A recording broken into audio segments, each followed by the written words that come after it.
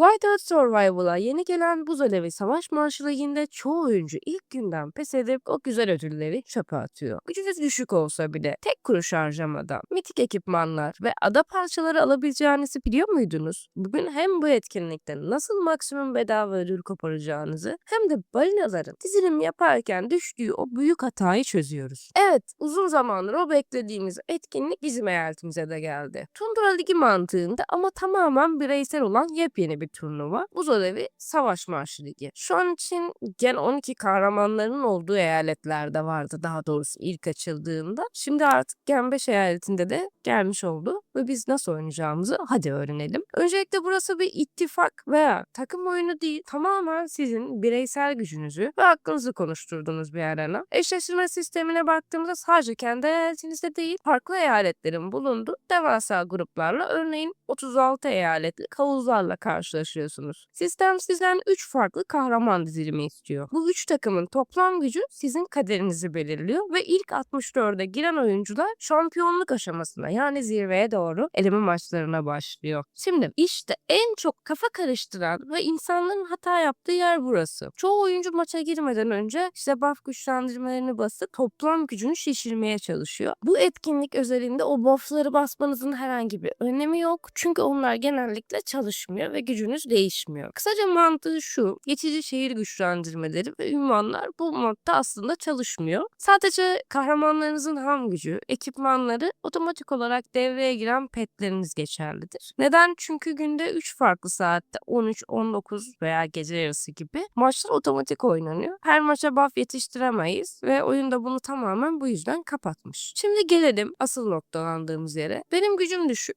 Bu etkinlik balina etkinliği. Beni ilgilendirmez diyerek kenara çekiliyorsunuz, değil mi? Yapmayın. Evet, eşleştirme sisteminde pek güç dengesi ne bakmıyor ve ilk 64 genelde dev hesaplardan oluşuyor. Ama bu etkinlik ücretsiz oynayan oyuncular için aslında tam bir maden. Pazartesi ve salı günleri kayıt aşaması var. Mutlaka kaydınızı yapın. Ardından ittifak bağışı, işte ittifak katkısı daha doğrusu, işte kutup canavarlarını kesmek, hızlandırmaları kullanmak gibi lig görevlerini yaparak bir sürü bilet toplayabilirsiniz. Biz bu biletleri ne mi yapacağız? Markette satın alabileceğimiz ada parçaları var. Tam olarak 8.000 bilet ve size doğrudan %1 bilim saldırısı olan o ada dekorusunu alabilirsiniz. Üstelik etkinlik her geldiğinde hiç harcamadan işte o ihtişamlı ekipman sandıkları ve mitrili de alabileceksiniz. Sadece maçları kimin kazanacağını tahmin ederek tahmin prediction sistemi bile ekstra size bilet kazandıracak. Baktığınızda ilk 64'e giremeseniz bile bu marketi kurutabileceksiniz ve bunu yapın. Eğer eyaletinizde ilk sıradaysanız ve şampiyonluk için kapışacaksanız işin rengi burada biraz değişiyor. İlk 64 sıralamaya girmek için en yüksek güçlü kahramanları rastgele dizdiniz diyelim. Eleme aşamasını geçince o dizilimi derhal değiştirmeniz lazım. Bu savaşlar tıpkı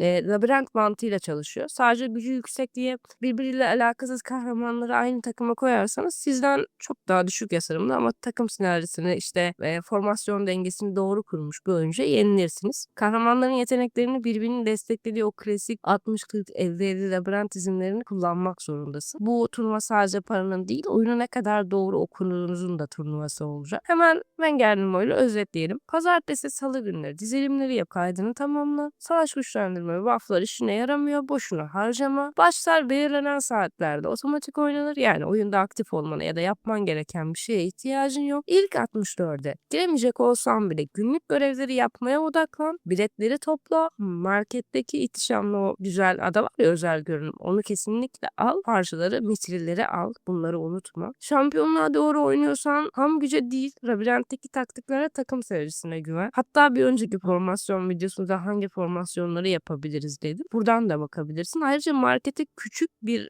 ayrıcalık daha düşeceğim bakmak için. Evet, 8.000 puanlık olan ada görünümünü alıyoruz. Ondan sonra ne alacağız dersen. Bakın, 500 bilete 5 tane mitril var. Bunu alabildiğimiz kadar almak bence mantıklı olacaktır. Bunun sonrasında alacaklarınız biraz daha sizin tılsım tasarıma ihtiyacınız ya da mitik donanıma ihtiyacınız varsa mitik donanım sandığına da gidebilir. Yine bu uğurlu kahraman donanım sandıkları var ya, soru işareti olan. Onları da almayı tercih edebiliriz. Ama esansı buradan almanın mantıklı olduğunu düşünmüyorum. Ben esansın her zaman ayı avından alınabilecek bir eşya olduğunu ve bu yüzden alınmaması gerektiğini savunuyorum. Gelelim diğer kısma. Tasarım planları, cilalar, daha sonrasında hayvanlar için evcil hayvan sandıkları var. Pet mühürleri var, turuncu. Bu mağaza aslında aslında fazlasıyla sömürülebilecek bir mağaza. Puanlarınızı toplayın. Tahminleri kısmını da oynayın. Lig görevlerini de oynayın. Olabildiğince doğru harcama yapın. Bu sayede hem kostümleri, kostüm dediğim ada görünümünü hem de aynı şekilde geri kalan mağaza öğelerini satın almaya odaklanın. Ama önceliğiniz ilk olarak ada görünümü, daha sonrasında mitriller, ardından ihtiyacınıza göre o random soru işareti kahraman donanım sandıkları ya da mitik kahraman donanımını da almayı deneyebilirsiniz. Tılsım tasarımı, tasarım planı, cila gibi ilerleyebilirsiniz. Buradaki öncelik tamamen size kalıyor. Dik görevleri zaten basit görevler arkadaşlar. Yani 40 tane ittifak katkısı yap, işte şu kadar gün giriş yap, 10.000 kaynak topla, seferberlik düzenleyip kutup dehşeti avla. Hızlandırma konusu bir tek sorun olabilir ama SVS ile birlikte geldiği için bu etkinlik, SVS'de hızlandırma basacağımız için onu da oradan kapatabileceksiniz. Bol bol görev yapabileceksiniz. Elinizden geldiğince bu mağazadan alabileceğiniz her şeyi almaya çalışın. Umarım hepiniz şimdiden çok yüksek sıralamalara ulaşırsınız. Ama kayıt aşamasındaki diziliş olarak şeyleri unutmayın. Düzgün dizilişler yapalım. Yani ilk başta örneğin ben 50-0-50 mi oynuyorum? Ona göre Mia ile uygun ilk ana intikalimi koyacağım. Peşine yine sinerjisi olan ikinci intikalimi yerleştireceğim. Ardından üçüncü intikalimi. Evet, burada biraz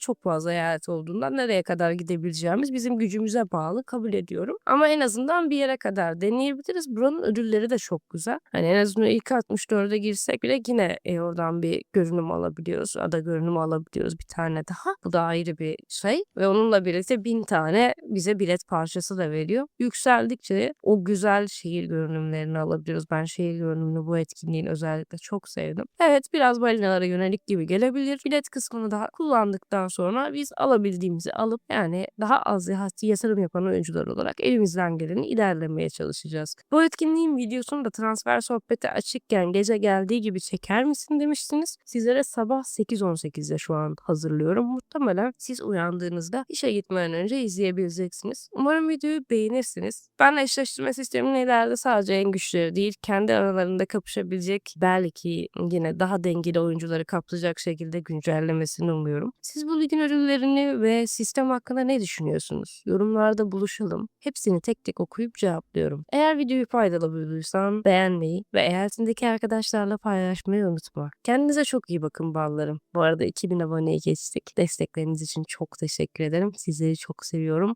Abone olduğunuz için balsınız bal. Bir sonraki videoda görüşmek üzere. İyi günler, güzel sabahlar dilerim. Böyle hızlı kapatmak istemiyorum. Dur. 2000 abone olduk dediğim gibi ve 2000 aboneye gelene kadar bayağı uğraştık ve bugüne kadar hepinizin destekleri için çok çok teşekkür ederim. Bunu böyle kısaca üstten geçirmek ya da atlamak istemiyorum.